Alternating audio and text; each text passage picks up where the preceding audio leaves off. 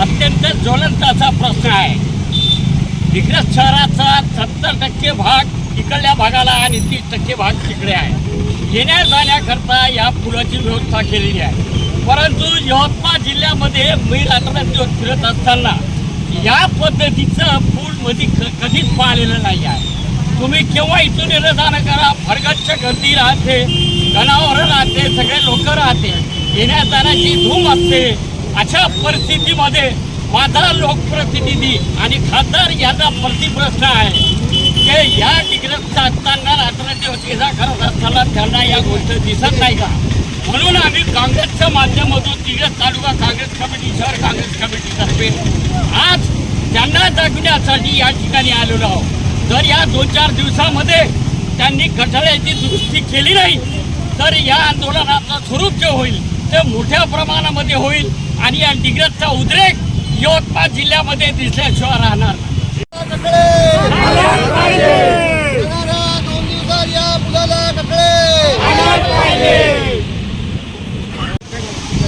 आज आम्ही अर्धी नाक्याच्या पुलावर दिग्रस शहर काँग्रेस कमिटीतर्फे हे बेशरमचे झाडे लावून हे झोपलेल्या निर्लज्ज बेशरमसारख्या प्रशासनाला जागा करण्यासाठी शहर काँग्रेस कमिटीतर्फे आम्ही आंदोलन करत आहोत।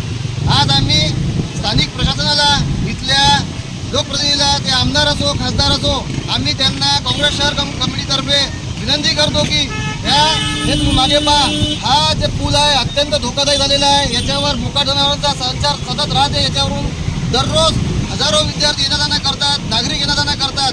पावसाळ्याचा दिवस सुरू आहे, एखादी दुर्घटना जर घडली तर याचा जबाबदार कोण असणार? आम्ही प्रशासनाला हे प्रश्न विचारत आहोत। आमची रास्त मागणी आहे, येत्या 3-4 दिवसामध्ये या पुलाला कठडे लागले पाहिजे, अन्यथा आम्ही पुढच्या टोकाचा पाऊल एखाद्या तीव्र आंदोलनामध्ये स्वरूपात करणार आहोत। आम्ही अशी सूचना देत आहोत प्रशासनाला। धन्यवाद। आज दिग्रस तालुका व दिग्रस शहर काँग्रेस कमिटीतर्फे हा जो आंदोलन आहे हा न्याय हक्की आंदोलन आहे। या आंदोलनामध्ये आम्ही सर्वप्रथम त्या शाळा चालू झालेली आहे, लहान मुलं या पुलावरून ये जा करतात।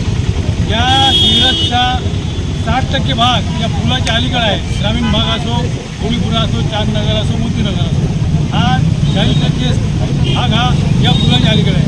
म्हणून या पुलावर ये जा करण्याची संख्या ही फार वाढलेली आहे। यामधूनच आम्ही असे 2 ते 4 निवेदन आम्ही सरकारला दिली आहे, आम्ही निवेदन नगरपालिकेला दिली आहे, परंतु या पुलाला कठडे नसल्यामुळे इथे कमीत कमी रात्रीला 15 ते 20 जनावर या पुलावर थांबतात।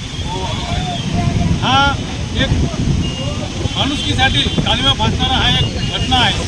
इथून जर एखादी घटना घडली याचा जबाबदार कोण, असा सवाल काँग्रेस कमिटी तुम्हाला विचारत आहे। म्हणूनच आम्ही हा आंदोलनाचा पुकार केला आहे।